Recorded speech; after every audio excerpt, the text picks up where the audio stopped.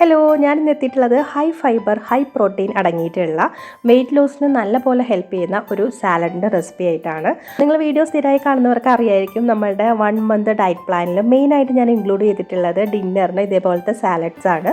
അപ്പോൾ എന്നോട് 1-2 പേര് റെസിപ്പീസ് ചോദിച്ചിട്ടുണ്ടായിരുന്നു. അതുകൊണ്ടാണ് ഇന്നിപ്പോൾ ഞാൻ ഈ ഒരു വീഡിയോ ചെയ്യുന്നത് കേട്ടോ. ഇത് നമ്മുടെ വെയിറ്റ് കുറയ്ക്കാൻ ഹെൽപ്പ് ചെയ്യുക മാത്രമല്ല, നല്ല ടേസ്റ്റിംഗ് കൂടെയാണ്. അപ്പോൾ നിങ്ങളൊന്ന് ട്രൈ ചെയ്ത് നോക്കുക. ട്രൈ ചെയ്തിട്ട് നിങ്ങളുടെ കമൻറ്റ്സ് അറിയിക്കാനായിട്ട് മറക്കരുത്.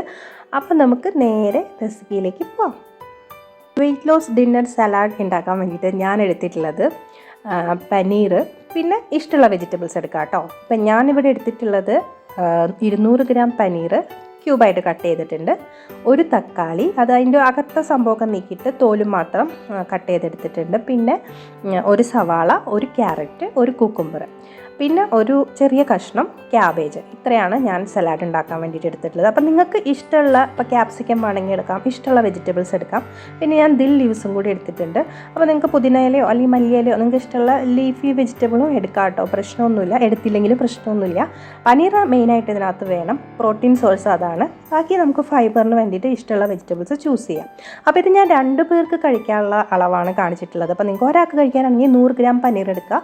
അതേപോലെ ഒരു ക്യാരറ്റ് സ്ഥാനത്ത് അര ക്യാരറ്റ്, അര കുക്കുംബർ, ആ രീതിയിൽ എടുക്കുക കേട്ടോ. അപ്പോൾ ഇതെല്ലാം ഇങ്ങനെ കട്ട് ചെയ്തെടുത്ത് മാറ്റി വയ്ക്കുക. ഇനിയിപ്പോൾ എന്താ, നമ്മുടെ പാത്രം അങ്ങോട്ട് അടുപ്പത്ത് ചൂടാക്കുക. ചൂടായി കഴിയുമ്പോൾ 1 ടീസ്പൂൺ ബട്ടർ അല്ലെങ്കിൽ നെയ്യ് അല്ലെങ്കിൽ ഒലീവ് ഓയിലോ സൺഫ്ലവർ ഓയിലോ നിങ്ങൾക്ക് യൂസ് ചെയ്യാം കേട്ടോ. വെളിച്ചെണ്ണ യൂസ് ചെയ്യാണ്ട, അത് സാലഡിന് അത്ര ടേസ്റ്റ് കൊടുക്കില്ല.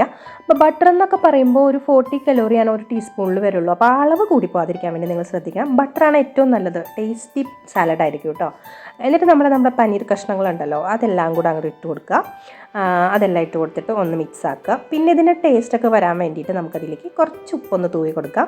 അതേപോലെ തന്നെ ഒരു കുറച്ച് പെപ്പർ പൗഡറും കൂടി തൂളി കൊടുക്കാം കേട്ടോ. അപ്പോൾ ഈ പെപ്പറും ഉപ്പൊക്കെ ചെല്ലുമ്പോൾ നല്ലൊരു ടേസ്റ്റ് കിട്ടും നമ്മുടെ സലാഡിന്. എന്നിട്ട് നമുക്ക് ഈ ഒരു പനീർ കഷ്ണങ്ങളൊന്നും വറുത്തെടുക്കണം. 4 സൈഡും ഒന്നും ബ്രൗൺ കളർ ആവില്ലേ, അപ്പോൾ അത്രയും വറുത്താൽ മതി. ഒരുപാട് നേരം ഇടുകയൊന്നും വേണ്ട. ഒരു എത്രയാണ് 3 മിനിറ്റ് അത്രയൊക്കെ തന്നെ എടുക്കുള്ളൂ കേട്ടോ, ഈ പനീർ ഒന്ന് ഫ്രൈ ആയിട്ട് വരാനായിട്ട്. അധികം സമയമൊന്നും എടുക്കില്ല കേട്ടോ നമുക്ക് ഈ റെസിപ്പി ചെയ്തെടുക്കാനായിട്ട്. ഇത് കണ്ടോ, അപ്പോൾ നമ്മുടെ പനീർ 4 സൈഡും അത്യാവശ്യം നന്നായിട്ട് തന്നെ ഫ്രൈ ആയി വന്നിട്ടുണ്ട്. അപ്പോൾ ഇത്രയും മതി. പനീർ ഓൾറെഡി കുക്ക് ചെയ്തുണ്ടാക്കുന്ന സാധനമാണ്, അപ്പോൾ നമുക്ക് ഒരുപാട് ഇട്ട് കുക്ക് ചെയ്യേണ്ട കാര്യമൊന്നുമില്ല കേട്ടോ. എന്നിട്ട് നമുക്ക് ഈ പനീർ അങ്ങ് വേറൊരു പാത്രത്തിലേക്ക് അങ്ങോട്ട് മാറ്റി വയ്ക്കാം കേട്ടോ. ഇനി നമ്മൾ കട്ട് ചെയ്ത് വെച്ചിട്ടുള്ള വെജിറ്റബിൾസ് ഉണ്ടല്ലോ, അതെല്ലാതും കൂടി ഈ പാത്രത്തിലേക്ക് കമത്തുക. വേറെ ഓയിലൊന്നും ഒഴിക്കേണ്ട കേട്ടോ, അതിനകത്ത് ഓൾറെഡി കുറച്ച് ബട്ടറിൻ്റെ അംശമൊക്കെ കാണും. അപ്പോൾ അതിനകത്ത് നമ്മൾ ഈ ഒരു വെജിറ്റബിൾസ് ഒന്ന് ഇങ്ങനെ വഴറ്റിയെടുക്കാൻ പോവുക.